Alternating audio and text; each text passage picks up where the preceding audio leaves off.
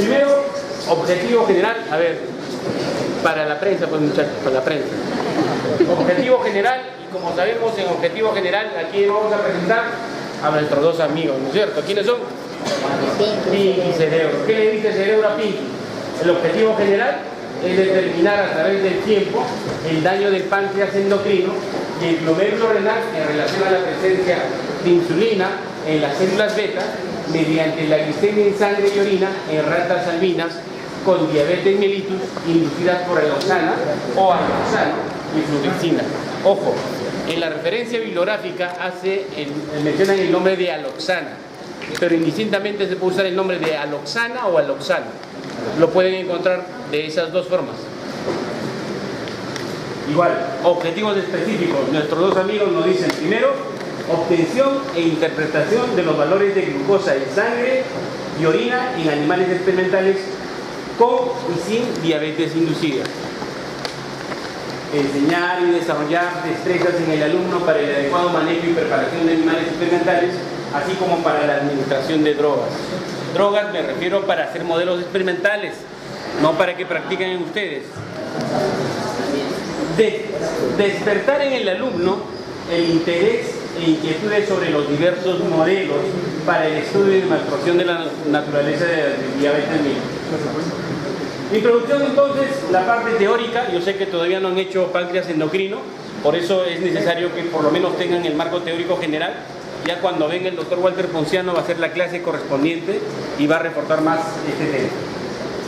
Páncreas endocrino. Ubicación anatómica del páncreas, la parte posterior, 2/3 posteriores, retroperitoneal, debajo de la curvatura mayor del estómago.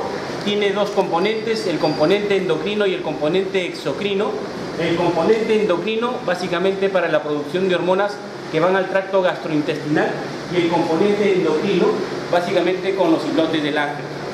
Estos islotes de Langerhans no son sino un conglomerado de células que van a ser responsables de la producción de hormonas que van hacia el torrente sanguíneo y van a regular directa o indirectamente la concentración de glucosa en sangre.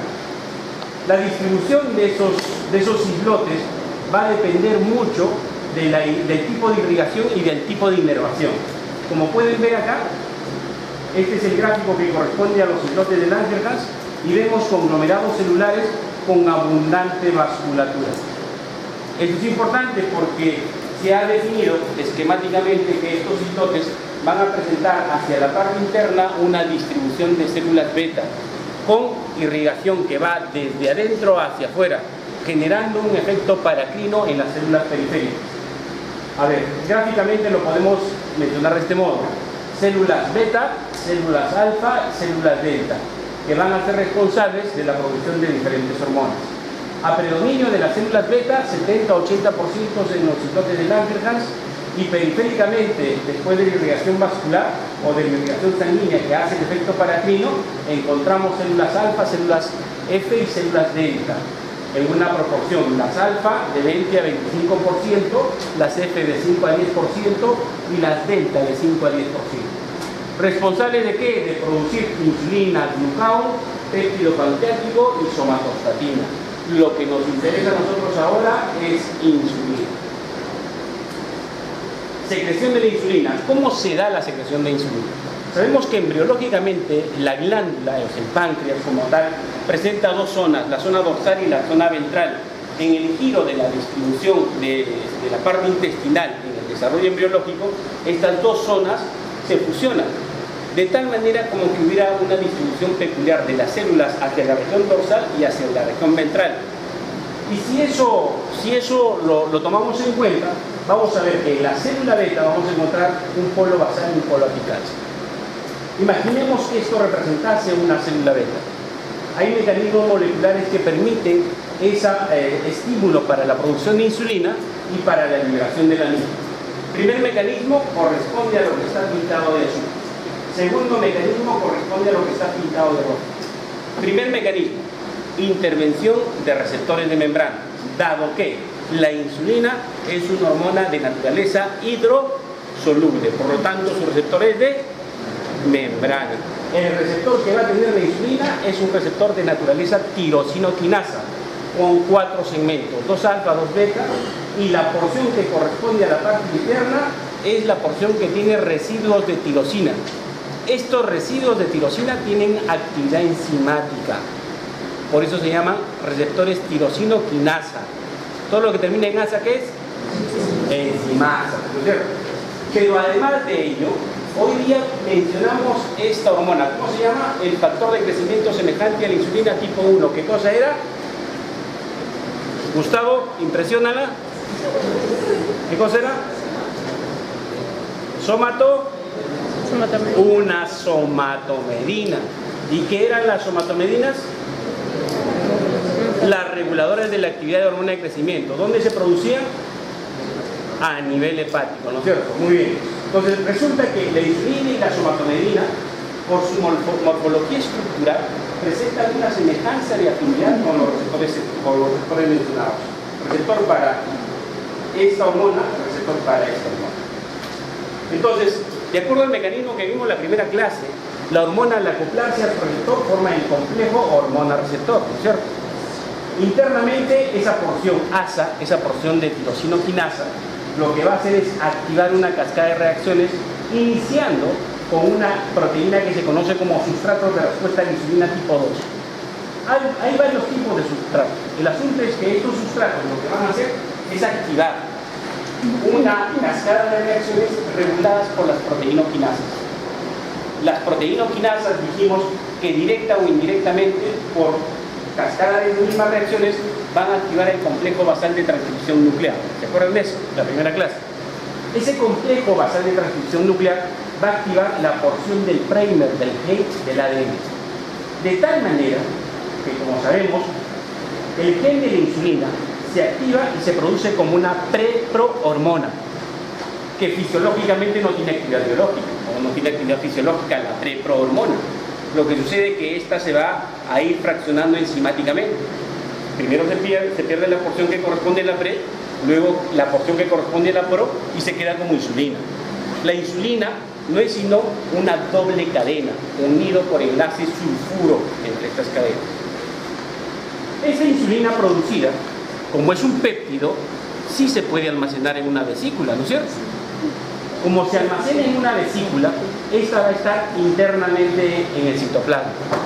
Pero recuerden, chicos, estas vesículas son vesículas que tienen la misma constitución físico-química de la membrana celular. Mejor dicho, tienen lípidos, tienen proteínas, tienen carbohidratos, pero fundamentalmente tienen lípidos. Esos carbohidratos, esas proteínas transmembrana de las vesículas, permiten anclarse al citoesqueleto celular. Y efectivamente están anclados. Una vez que se producen en el complejo de Golgi y en el retículo sarcoplasmático, esta insulina, en esas vesículas se encuentran ancladas al citoplasma y se quedan ahí temporalmente. ¿Se acuerdan ustedes que vieron en la clase de neuro la sinapsina, la sinaptogredina, la sinaptotamina? ¿Para qué servían esas moléculas, chicos?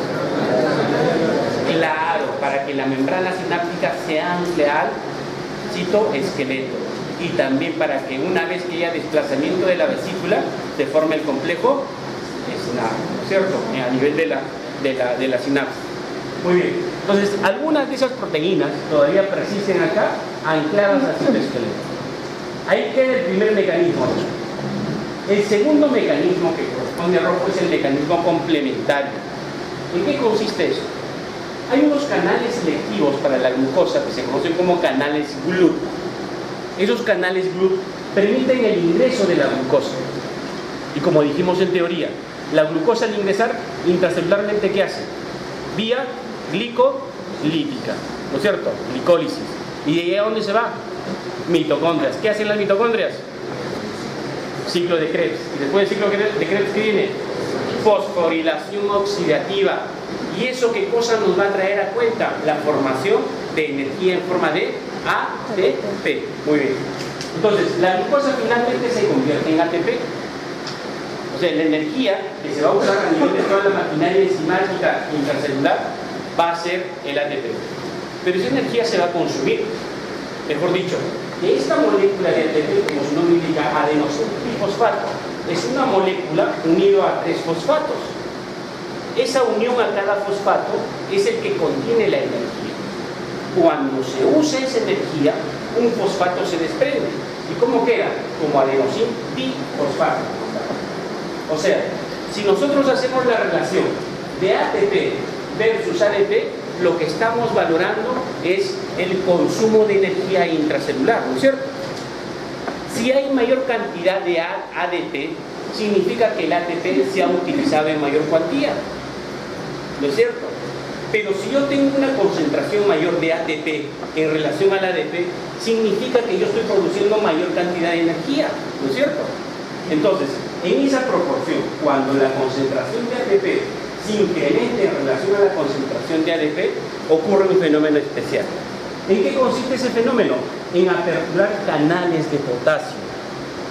Recuerden que intracelularmente la distribución iónica va a ser a predominio de potasio intracelular. O sea, va a haber un gradiente de concentración de potasio intracelular mayor en relación al medio externo. Cuando este canal de membrana se apertura, el potasio sale libremente. Pero eso genera una consecuencia en la membrana. Al salir potasio, ¿qué está saliendo finalmente? Cargas positivas, ¿no es cierto? ¿Y eso qué va a generar en la membrana? Una despolarización de membrana. Efectivamente eso ocurre. Sale carga positiva, sale el potasio y se genera una despolarización de membrana. Esa despolarización, ¿qué genera? Genera una apertura de canales de calcio voltaje dependiente. ¿Está bien? Una apertura de canales de calcio voltaje dependiente. De tal manera que ingresa iones calcio. Pero ¿para qué ingresa iones calcio? El calcio se va a encargar de generar una desnaturalización temporal de esas proteínas de las vesículas que están sirviendo de anclaje al citoesqueleto. De tal manera que cuando el gradiente de concentración de calcio es mayor citoplasmáticamente, se altera esa estructura molecular de esas proteínas de anclaje y estas vesículas son desplazadas hacia la membrana celular. De tal manera que una vez que llegan a la membrana celular, fosfolípido con fosfolípido se fusiona y el contenido interno de las vesículas se descarga. ¿Está bien? Esa forma de las vesículas actualmente ya se conoce. Artículo del 2010 en donde se hace una revisión de los gránulos de secreción de la insulina. Pero se ha visto que la insulina está distribuida como si fuera un examen como una hélice. Pero en la vesícula no solamente hay insulina, hay un sinnúmero de proteínas, asociado a un sinnúmero de canales, asociado a un sinnúmero de receptores. O sea, la vesícula no es tan sencilla como parece, es una complejidad. Para los fines que nos interesa, cabe mencionar de que las vesículas contienen alta cantidad de insulina. Y recordar de que la insulina no es sino una molécula hidrosoluble, porque es de naturaleza péptida. Listo, la homeostasia de la glucosa está destinada básicamente a amortiguar las variaciones de la concentración de glucosa en sangre, como consecuencia de la ingesta de alimentos y entre las mismas. ¿Cómo se regula eso? De dos maneras, uno a nivel hepático y otro a nivel de hormonas. Hormonas, ¿qué hormonas juegan papel importante? Insulina, glucagón, adrenalina, cortisol y hormona de crecimiento. La insulina es la que regula directamente la glucosa. Las demás se pueden considerar contrarreguladoras de la insulina. Mejor dicho, glucagón, hormona de crecimiento, cortisol y adrenalina, incluidas las otras catecolaminas, podríamos catalogarlas como contrarreguladoras de la insulina. Entonces, ¿qué hace la insulina? Disminuye la glucosa en sangre. ¿Qué hacen las otras? Aumentan las concentraciones de glucosa en sangre, utilizando varias vías. Ahora, ¿qué sucede en las células blanco con la insulina? Lo que hemos visto anteriormente era cómo se producía la insulina y cómo se libera la insulina. Ahora vamos a ver cómo la insulina ejerce efecto sobre las células blancas. ¿Cómo se da este efecto? El receptor más o menos tiene esta constitución. Artículo también publicado en el 2007, en donde se aprecia una morfología estructural del receptor. Acá está la insulina.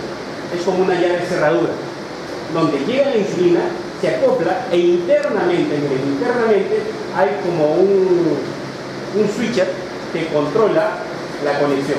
Acá no está conectado, acá está el switcher. Una vez que se acopla, se cierra el receptor y el switcher se activa. ¿Y qué genera eso? Activación del receptor tirosina-quinasa.